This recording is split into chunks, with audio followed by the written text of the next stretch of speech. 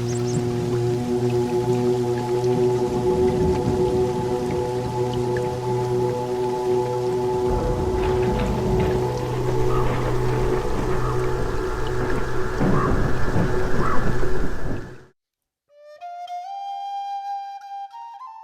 so today I want to talk to you about the Vikings and an alternative history of the Vikings that I wasn't taught in school. Maybe they're teaching it now, I don't know. But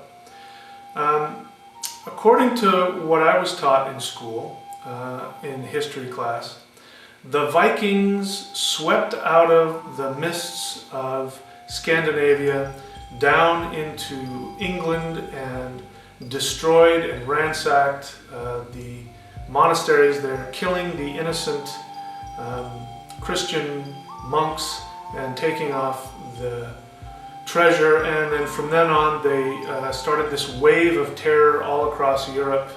And anyway, just recently there was a historical documentary, supposedly historical documentary, and they were talking about the Vikings, and the first thing that somebody says is that they were basically opportunistic thugs and thieves, and the reason why they first attacked the monasteries is because they were an easy target, and they were just interested in getting the treasure. Well, coming from a Christianized mindset, it's easy that somebody could come to this conclusion. But things usually don't come out of nowhere. So if the Vikings were just these opportunistic thieves, then why is it over time they ended up mounting wars against some of the most well-equipped armies in Europe, in England and in France, and having colonies from Russia all the way down to Arabia? What is it that was really going on, and what was it that motivated them to begin raiding, and why specifically did the Vikings raid the Christian monasteries? Well, as you've heard me talk about before, the Roman Empire for 400 years enslaved and euthanized and minimized and disenfranchised the northern European peoples. And then with Christianity, they came in and started destroying the indigenous religious beliefs of the people in Europe.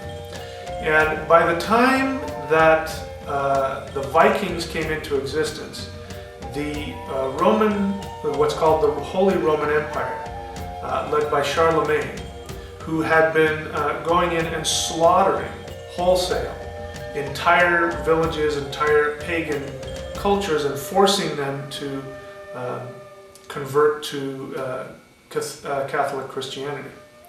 So bear in mind that's been going on for now a few hundred more years. So you have the Northern European pagans who are living right on the edge of this empire, and then the Holy Roman Empire, and they are being slaughtered and many times just for their religion. So what ended up happening is that Charlemagne was having a lot of trouble with the Saxons in the north of his empire. And he was trying to make gains up into other Germanic tribal territories. By the way, Charlemagne himself was descended from the Frankish tribes, who were originally Teutonic pagan tribes who converted to Christianity.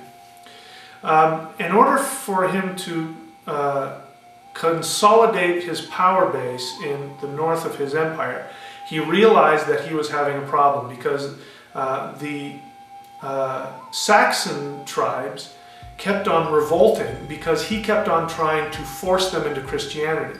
See, the thing is, they probably would have been fine being part of his empire and abiding by his laws, except that he kept on trying to force them to become Christians. So, being descended from Teutonic pagan warriors himself, he knew that the Teutonic tribal mindset was that if you call a peace treaty meeting, that it is against pagan religion to bring weapons to a peace talk. And so what he did was he called for a meeting of all of these Saxon pagan chieftains, warriors, elders, and 4,500 of these representative of these pagan Saxons came to have peace talks with him.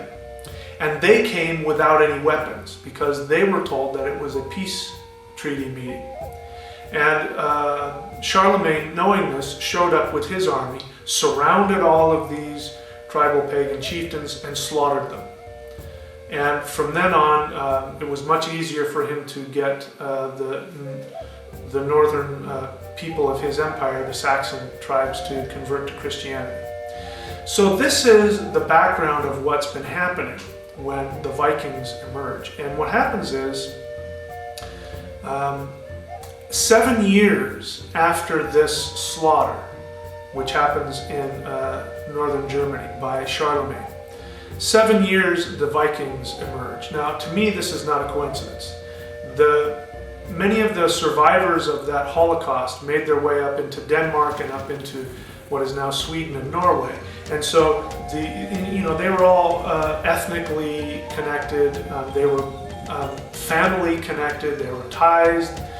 These people had been disenfranchised economically for hundreds and hundreds of years.